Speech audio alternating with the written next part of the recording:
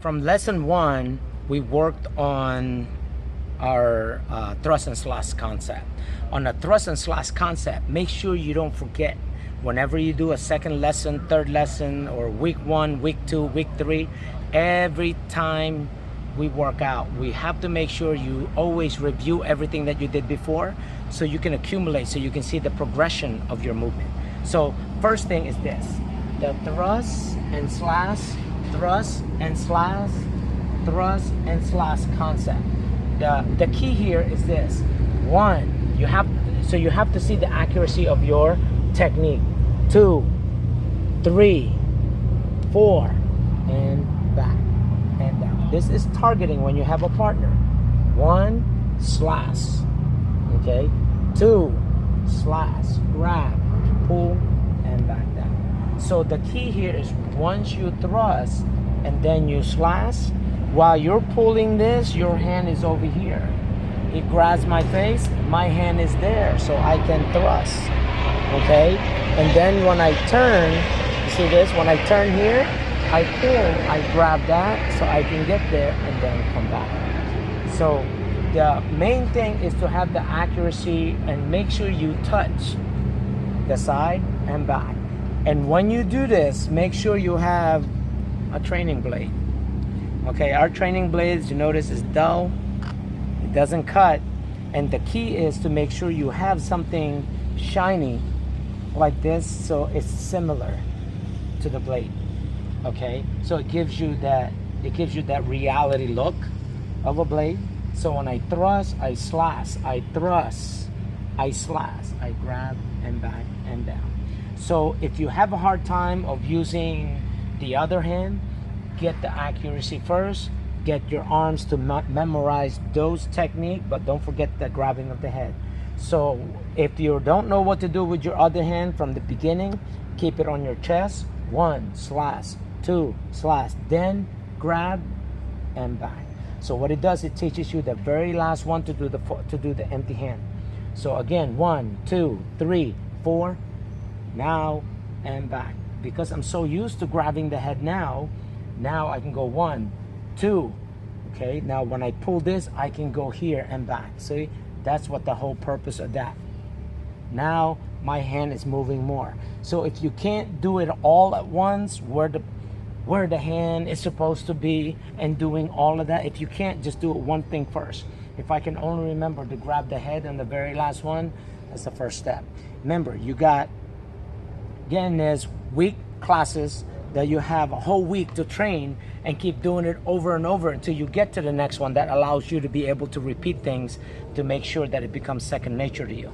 And it's up to you on how many times you want to train with it. So again, the thrust, the slash. Notice I'm not using my hand yet. And keep it in the center. A thrust, a slash. Now I use my hand. So I use it at the end. So you can always do a progression. You can go on your own speed. But the key is get this blade moving. Back and thrust and back. Your goal is the hand goes first. So you can thrust, it goes here. I slash. When I slash, this hand comes up. Next, I thrust, it comes back here. I thrust, I reach over, thrust, and back. That's the proper positioning of this empty hand when you're doing your thrust and slash. And get this as many times as you can. Ready? Go. 1, 2, 3, 4. Pull and back and down. Go again. 1, 2, 3, 4. Back and down. And you notice I allow myself to be the target. So that way I'm familiar on what angle the blade can come to me instead of just standing here, because this is where you learn what I need to do, which is what we call the knife tapping, which is what we're gonna get into next. And it's gonna look like this. So when he thrusts, he slashes me, I switch and I come back on this side. He slashes me, I come back. He grabs my head and then and back. One more time. So he thrusts, slash, thrust, slash, thrust, slash. He doesn't change a thing. I'll do the same. This is the next thing that you're gonna learn, which is what we call the knife tapping. It's cross body knife tapping across the body. His right, my right. You use this, that leaves an opening when you follow. That's why this is what we call the proper response. So on his first one, I move, I bladed my body.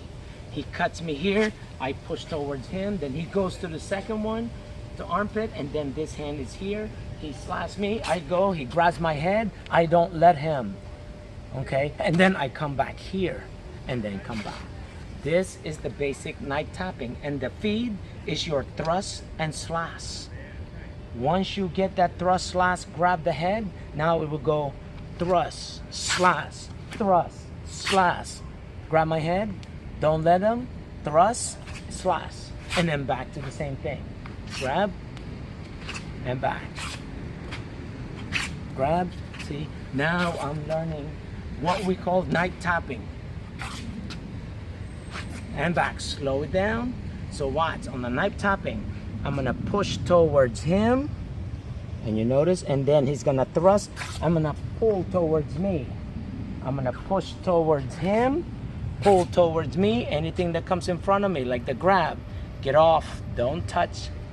You do not allow anyone to get a hold of you, especially your head, because wherever your head goes, the body follows. He grabs your head, take it out, go back, address the threat, and back.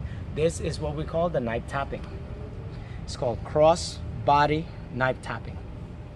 It's basically a sensitivity drill. It allows you to be able to follow. No one thrust and leave it there. Wherever he go, I follow. This is one of the reasons why when the first time you make contact, you push towards them, because nobody thrusts and leave it there. When they thrust, they either gonna pull it back. Exactly. So my goal is when he pull, I follow. When he comes back, I redirect. From here he pulls, I follow, he redirect. See?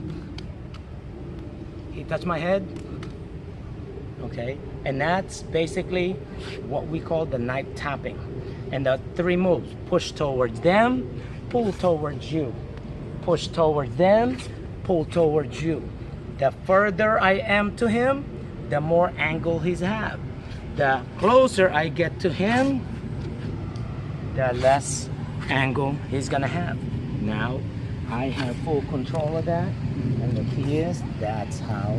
And these are some of the things that we're gonna do when you go be able to control the person. Offense, counter offense, re-counter offense.